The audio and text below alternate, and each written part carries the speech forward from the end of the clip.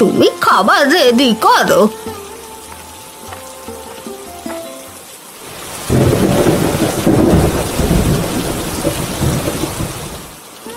এই মাছ আছে গো, মাছ একেবারে টাটকা ইলিশ মাছ, তাড়াতাড়ি নিয়ে যাও, একেবারে জলের দামে টাটকা ইলিশ মাছ।